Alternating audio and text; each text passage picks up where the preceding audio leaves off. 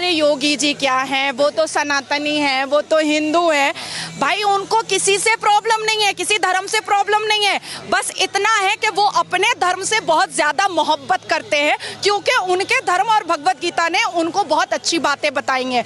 भगवत गीता में ना 3 तलाक की बात नहीं लिखी हुई है, भगवत गीता में ना पॉलीगेमी 4 शादी की बात नहीं लिखी हुई है, भगवत गीता में ना निकाह मुत्ता की बात नहीं लिखी हुई है कि 1 घंटे के लिए सेक्स करो और छोड़ दो तलाक दे करके। ये भगवत गीता नहीं बताता है। भगवत गीता इंसान को, इंसान की जिंदगी को एक रास्ता दिखाता है, लेकिन वहीं पर on the other hand Quran में लिखा हुआ है तलाक देना, खुला लेना, 4 शादियां करना, 10 बच्चे पैदा करना, हमें खेत बोलना। हमारा इस्लाम क्या कहता है? मुसलमान लड़कियां जो है ना वो मर्दों के लिए खेत है। अच्छा। और अपनी खेती में मर्द जब चाहे मुसलमान मर्द वो घुस सकता है।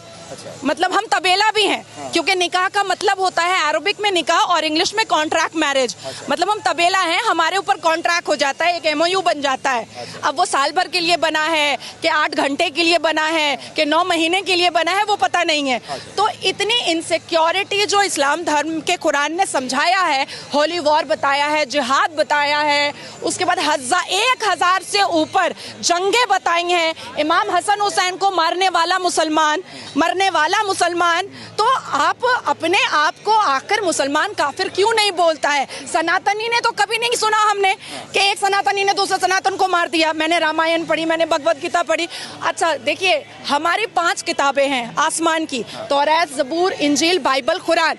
तो जब यूसीसी आता है तो ये कहते हैं हम मॉडिफिकेशन नहीं होने देंगे। तो अल्लाह ने भी तो मॉडिफाई किया, अल्लाह ने तो डायरेक्ट कुरान दिया नहीं, तौरात, ज़बूर, इंजील, बाइबल, तब कुरान दिया।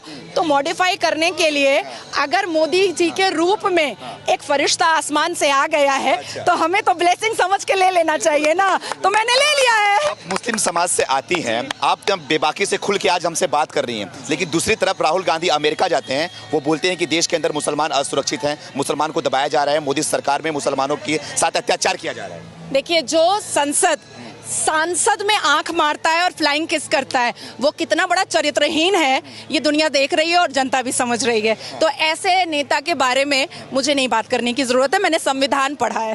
तो मोहब्बत की बात करते हैं। दुकान में तो मोहब्बत बिकती नहीं है, ये तो दिल में होती है, हृदय में होती है। अच्छा। कौन सी दुकान में बिकने लगी मोहब्बत? अच्छा। तब तो हम माँ भी खरीद लेते दुकान से, बच्चा भी खरीद लेते दुकान से।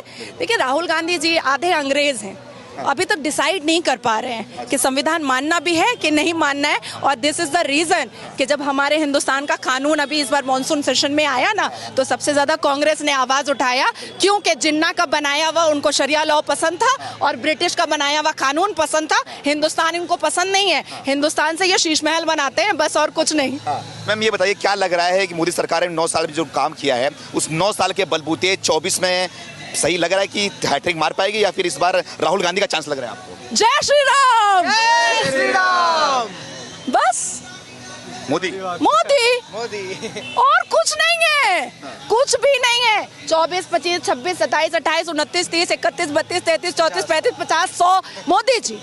हमारा आने वाला फ्यूचर भी कहेगा कि मम्मा ले आओ मोदी जी को फिर से, हमारा मुस्तकबिल अच्छा हो जाएगा। अच्छा। हम कामयाब हो जाएंगे, मुसलमान कौम कामयाब होगा, मुसलमान लड़के समझेंगे कि औरत का वैल्यू क्या होता है। 7 फेरे का मतलब 7 वचन होता है, चुटकियों में, फोन में 3 तलाक नहीं होता है। अच्छा। तो मुसलमान कौम के लिए मोदी जी ब्लेसिंग है, फरिश्ता है। तो ये क्या लग रहा है फिर, जो एक महागठबंधन हो चुका है, इंडिया नाम दे दिया गया है, ये कमाल नहीं कर पाएगी 24 में? देखिए, चोर को हम डकैत बोले, चोर बोले, चोट्टा बोले, उचक्का बोले, कमीना बोले, बात तो एक ही है ना, बात तो एक ही है ना। अच्छा। तो कोई भी नाम रख ले, चोर तो चोर ही होता है, कोई फर्क नहीं पड़ने वाला, कोई फर्क नहीं पड़ता है। अब चोर को चोर बोलिए या चोट्टा बोलिए, बात तो एक ही है। अच्छा। हाँ।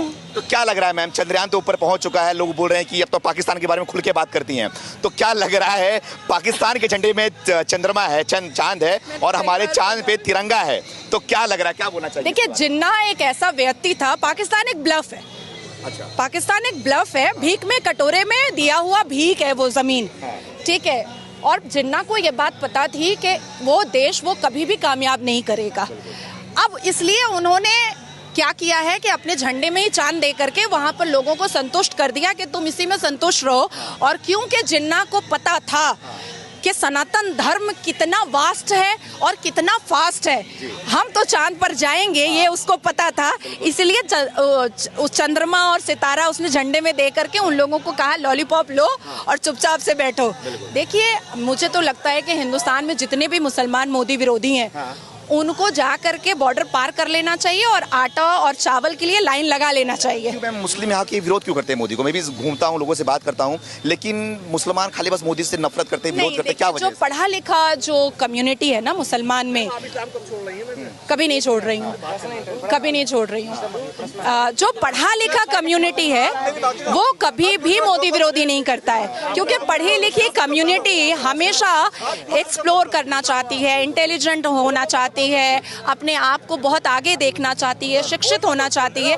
ये वो लोग हैं जो लव जिहाद किया करते थे, जो हिंदू बच्चियों को पहला फुसला करके ट्रैप में फंसाते थे, उनका कन्वर्शन कराते थे, चोरी डकैती करते थे, बीवियों को लात मार करके छोड़ देते थे, बीवियों को बच्चा पैदा करने की मशीन समझते थे।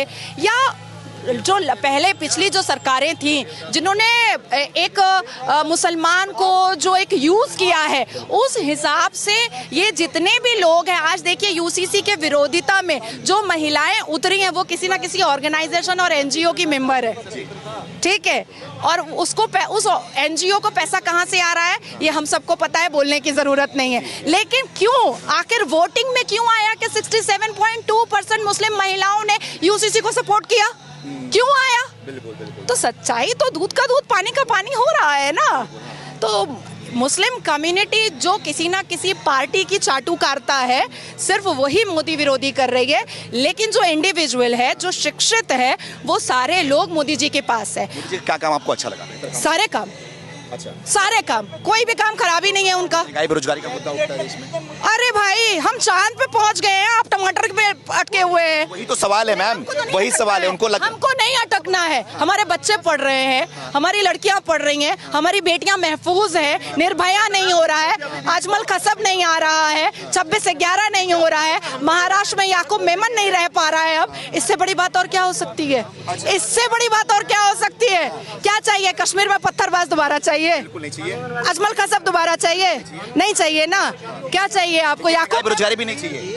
अरे सब कुछ हो रहा है, सब कुछ हो रहा है, सारी चीजें बैलेंस हो रही हैं। अरे 9 साल ही तो हुआ है और 9 साल में चांद में झंडा लहराया है। देखिए कैसे, कितनी खूबसूरती से लहरा रहा है। राहुल गांधी इसका योगदान पंडित जवाहरलाल नेहरू को दे रहे हैं पूरी तरीके से। देखिए, मैं इस बारे में कोई बात नहीं करना चाहती हूँ। एक व्यक्ति जो अंग्रेजी महिलाओं के सिगरेट पे लाइटर जलाता था, ऐसे व्यक्ति के बारे में मैं बात नहीं करना चाहती। आखिरी सवाल आपसे, आप मुसलमान समाज से आते हैं, लेकिन खुल के जय श्री राम का नारा लगा रही हैं, क्या लग रहा है ये सब कि किसी दबाव में हो रहा है, कर रहे हो क्या आप? हर हर महादेव।